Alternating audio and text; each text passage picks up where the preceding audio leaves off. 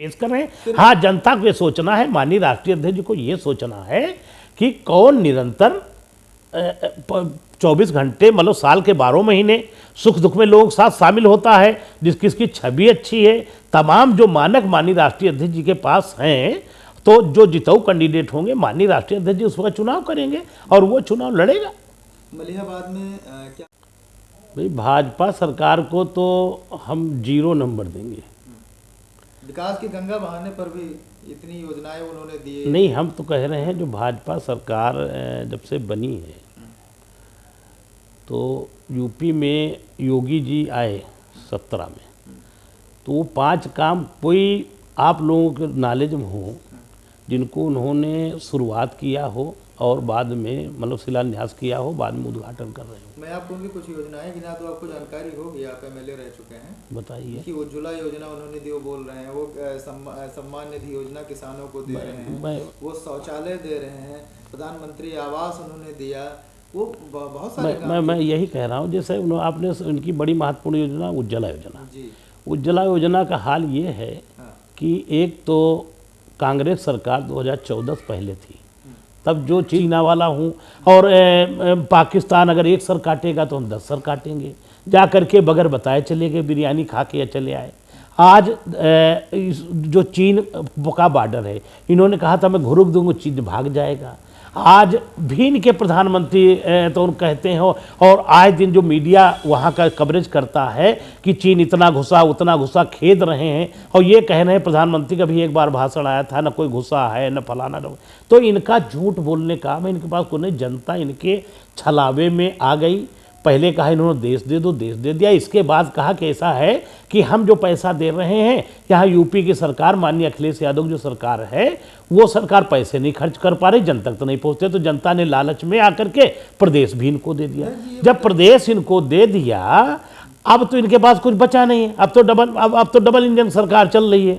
तो अब आप बताइए आज रोजगार कहाँ पर है? नहीं, वो तो पकौड़ा तलने को जो रोजगार बताते वो भी तेल इतना महंगा कर दिया, वो भी काम नहीं लोग कर पा रहे। नहीं, हम कह रहे हैं जो देश का प्रधानमंत्री मतलब जो कोरोना से लेकर के जो चीज़ें घटना घटित हुई है, जो बाहर लोग सर्विस करते थे, लॉकडाउन लगाया, लोग भाग आए, हजारों करोड़ों अरबों जो बड़ी बड़ी संस्थाएं थी, जहां 1 लाख मजदूर होता था वहां 50,000 हो गया, तो तमाम रोजगार हमारा चला गया। और ये बताते हैं रोजगार दे रहे हैं। और जब देश की पूरी संस्थाएं इन्होंने बेच डाली तो रोजगार बचे नहीं, इन्होंने तो काम ही खत्म कर दिया। आरक्षण से लेकर के सारे मुद्दे इन्होंने खत्म ही कर दिया।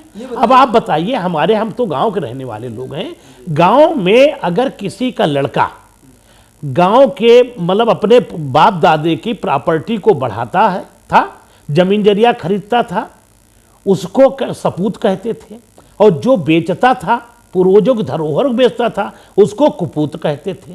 आज इन्होंने क्या किया, जो 70 साल में या देश ने जो चीज़ें बड़ी बड़ी रेलवे से लेकर के जो चीज़ें तैयार करी, बड़े कल कारखाने लगाए, आज एक करके सब प्राइवेट हाथों में जा रहे हैं। व्यापारी को फायदा हो रहा है और सरकार को नुकसान हो रहा है। तो इन्होंने, अब देश तो कुछ बचे ही नहीं है, और ये कह रहे थे देश नहीं बिकने दूंगा, और अब नारा आ गया देश नहीं बचने दूंगा। तो हम समाजवादी सरकार ने लगभग 45-50 ट्यूबवेल हमारी सरकार में लगे थे, लोगों को हम लोगों को किया था। अब ये समस्या सबसे बड़ी हमारे यहाँ, जो अब इस सरकार ने एक भी ट्यूबवेल नहीं लगाए, तो हमारे यहाँ मेन तो ये है कि सिंचाई के लिए हमें व्यवस्था करनी है और किसानों को निर्विवाद बिजली देनी है, और माननीय राष्ट्रीय अध्यक्ष से और निर्देश करेंगे कि हमारा फल पट्टी क्षेत्र है, फल पट्टी होने के नाते मलिहाबाद ऑलरेडी पूरी तरीके से फसल पिछड़ रहा है, और तमाम योजनाएं जैसे हमारे यहाँ कॉलोनी नहीं जा सकती, भट्ठा नहीं लग सकता, कल कारखाने नहीं लग सकते, लेकिन हमारी जब फसल नहीं आती है तो सरकार उस पर कोई प्रतिक्रिया नहीं करती। मैं जरूर ये रिक्वेस्ट करूंगा, क्योंकि जो मामला केंद्र का रहेगा, लेकिन माननीय राष्ट्रीय अध्यक्ष कह के कहूँगा कि जो हमें कीटनाशक मिलता है वो गारंटेड मिले, जिसमें जिम्मेदारी हो, बीमे की व्यवस्था हो, अगर फसल न हो तो उसको किसान को अलग से व्यवस्था की जाए ताकि वो न करे, बागें न काटे, और भी जो फल पट्टी को बढ़ाने के लिए जितनी अच्छी सुविधा हम दे पाएंगे मॉनिटरिंग करके वो करेंगे, क्योंकि हमारे यहाँ एक ही 90% जो खेती है वो हमारे यहाँ बागवानी पे डिपेंड करती है, बागवानी और नर्सरी पे।